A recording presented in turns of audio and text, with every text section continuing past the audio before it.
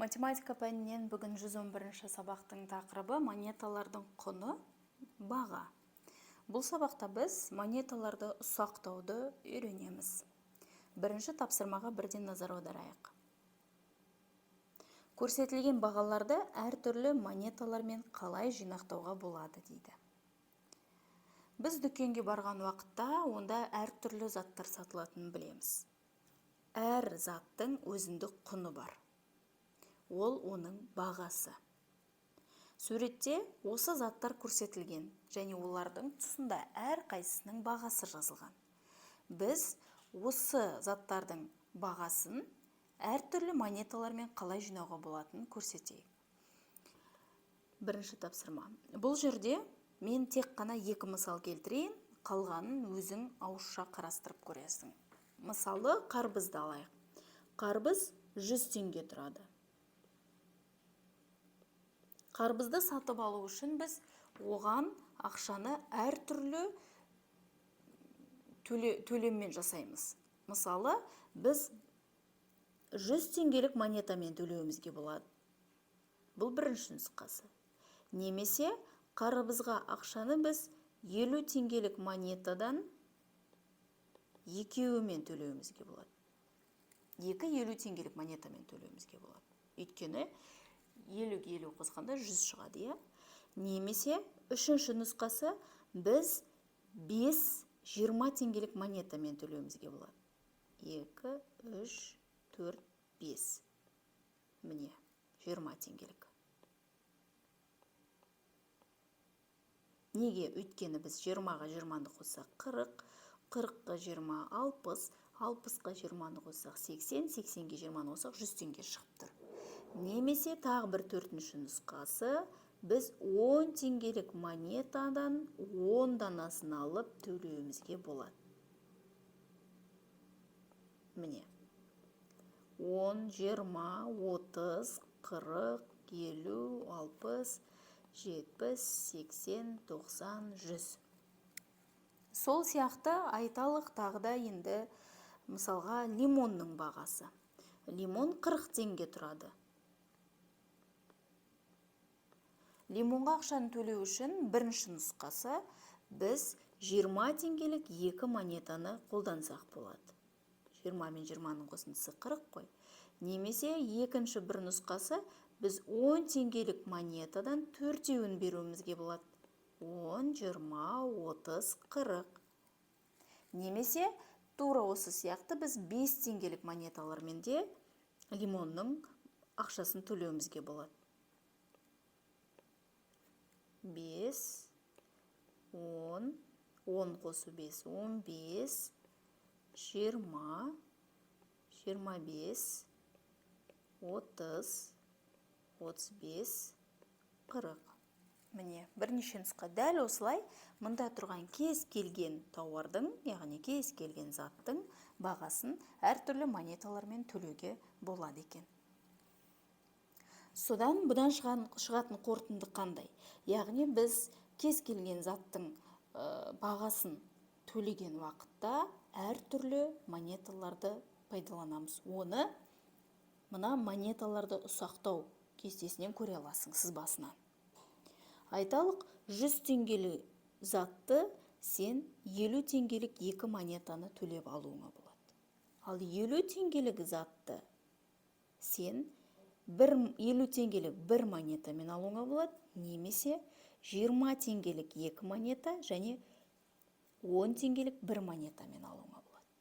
Ал 20 теңгелік затты сен 20 теңгелік монетамен аласың, немесе 10 теңгелік екі монетамен аласың. 10 теңгелік затты сен 5 теңгелік екі монетамен аласың, немесе 10 теңгелік бір монетамен аласың. 5 теңге тұратын товарды, затты, сен 5 теңгелік бір монетамен аласың, немесе 2 теңгелік екі монетамен, 1 теңгелік бір монетамен аласың.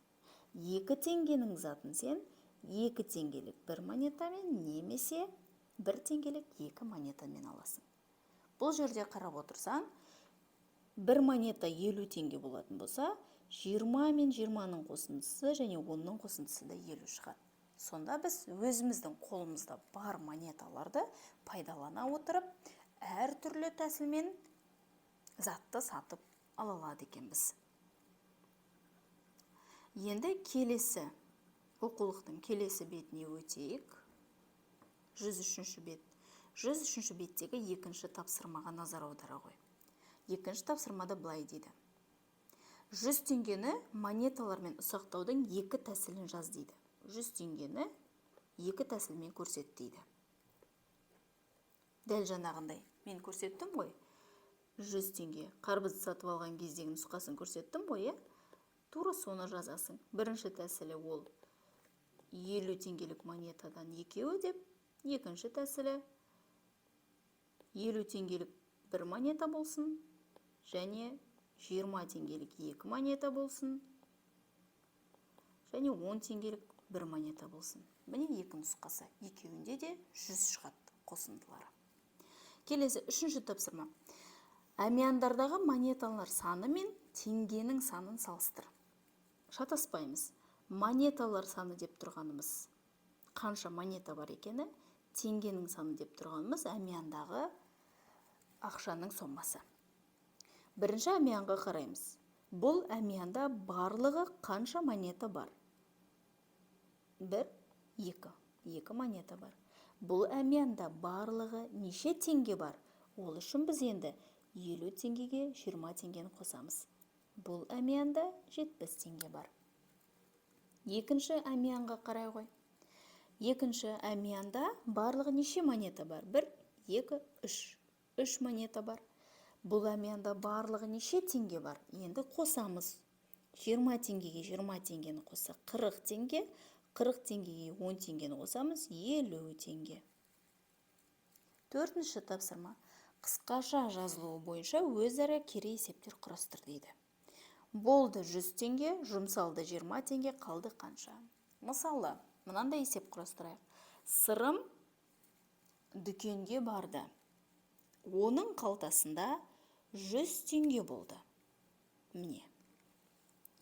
Ол 20 теңгеге дәптер сатып алды. Енді оның қанша теңгесі қалды? Шешуі. Олда 100 теңге болды, ол оның 20 теңгесін жұмсады. Енді сырымда қанша теңге қалды? 100-ден 20-ны азайтамыз, 80. Сұраққа жауап береміз. Сырымда 80 теңге қалды. Келесі, дәл осыған кері есеп. Енді мына жерде біз бос торкөзге өзіміз санды жазамыз. Мында сырымда 80 теңге қалды дедік қой. Яғни қалды деген жерге 80 деп жазамыз. Енді есепті шығарамыз. Сырымда 100 теңге болды. Ол дәптер сатып алғаннан кейін ода 80 теңге қалды. Сұрақ, сырым дәптерге қанша теңге жұмсады? Шешуі.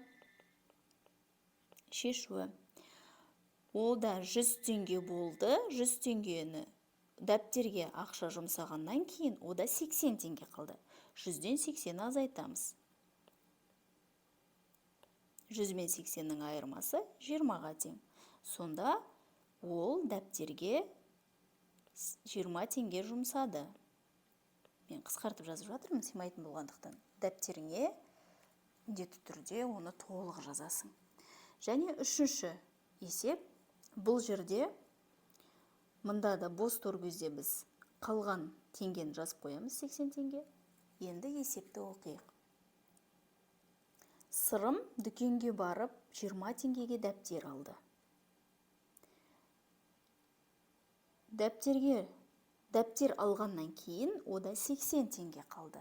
Сырымда қанша теңге болды әу баста? Шешуі.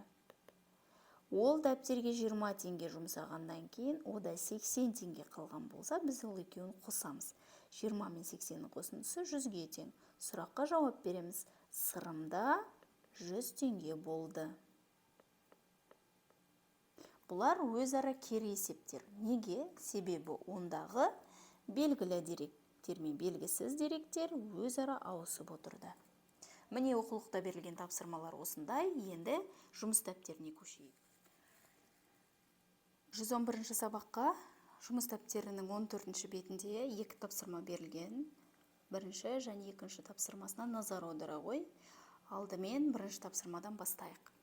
Сонымен тапсырманы орындамас бұрын мұқият түсініп, оқып алу маңызды. Егер түсінбей қалатындай жағдай болса, оны бірнеше рет қайтадан оқып, мүмкіндігінше нұсқаулықты өзің түсініп алып орындауға тырыс. Сонымен берілген оқиық. Әрбір әмиянда қанша теңге барын жаз дейді.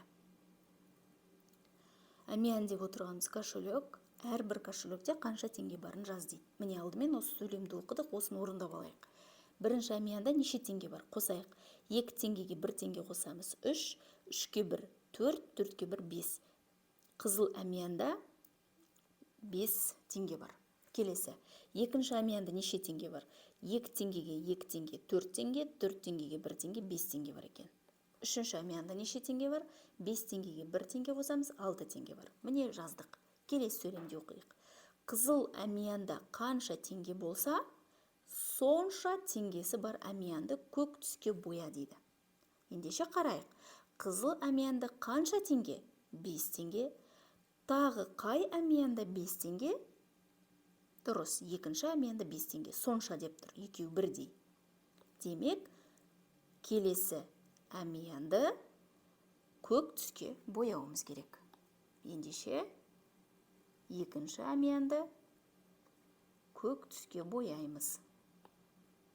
Міне бұлай. Әрине сен қарындашпен әдемі етіп бір келкі дәптерді бояп шығасың. Мен жай ғана үлгісін көрсетіп жатырмын. Экранда бояғының қайсысы болғандықтан мен штрихтау арқылы осылай көрсетіп отырмын. Сен бір келкі бояйсың. Міне бірінші тапсырманы орындап шықтық. Артық сызбалар қажет емес. Келесі. Теңдеулерді шеш дейді. Теңдеуді шешуді сен білетін боларсың. Білмесең, мен түсіндіре отырып шығарайын, қарап түсініп ал. Бірінші теңдеуде азайғыш белгісіз. Біз үнемі үлкен саннан азайтамыз. Яғни, мына ең бірінші тұрған санымыз кейінгі екеуінен үлкен болу керек.